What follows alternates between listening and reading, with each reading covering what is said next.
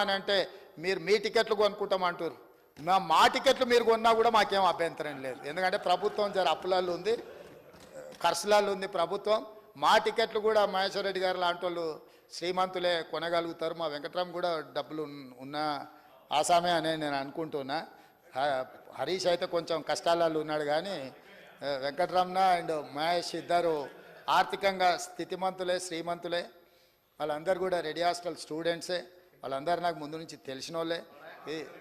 పాయలశంకర్ పేదోళ్ళే, కష్టపడేటోడు, పేదల ప్రతినిధి. పాయలశంకర్ని మనం అందరం కలిసి నడపాలి, నడిపించుకోవాలి. కాబట్టి అందరికీ నేను ఎందుకు ఈ విషయాలన్నీ ప్రస్తావిస్తున్నా అంటే ప్రతి ఒక్కరితో 90% నాకు పర్సనల్ అసోసియేషన్ ఉంది అధ్యక్ష. వ్యక్తిగతంగా నాకు చాలా సత్సంబంధాలు ఉన్నాయి. సార్ నేను ఇక్కడ నించున్నప్పుడు, నేను ఒక పార్టీకి బాధ్యత వహించినప్పుడు నేను బాధ్యతాయుతంగా వ్యవహరించాల్సి వస్తుంది.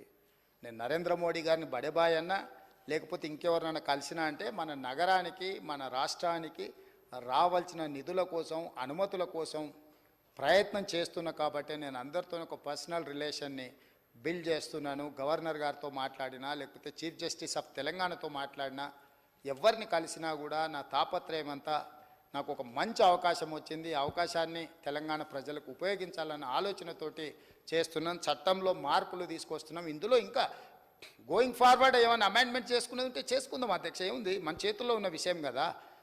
ఈ సభలో కాకపోతే ఇంకేమైనా సవరణలు చేసుకునేది ఉంటే వచ్చేసారి చేసుకుందాం అధ్యక్ష.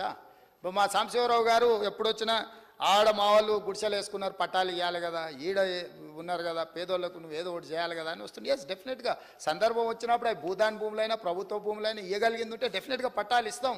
వాళ్ళు ఒకవేళ ఇండ్ల పట్టాల కోసము వాళ్ళు ఎజిటేషన్ చేసినప్పుడు కొన్ని కేసులు ఉంటే తొలగించమని నా దృష్టికి తీసుకొచ్చి డెఫినెట్గా లీగల్గా ఎగ్జామిన్ చేసి మా అధికారులతో మాట్లాడి వాటిని కూడా తొలగించడానికి ప్రయత్నం చేస్తాం అధ్యక్ష. మాకేం కక్ష ఉంటుంది అధ్యక్ష? వాళ్ళందరూ కోరుకుంటేనే ఈరోజు ఇక్కడ ఉన్నాం అధ్యక్ష. వాళ్ళందరితోని వ్యతిరేకత తెచ్చుకొని మేం పాలకులం,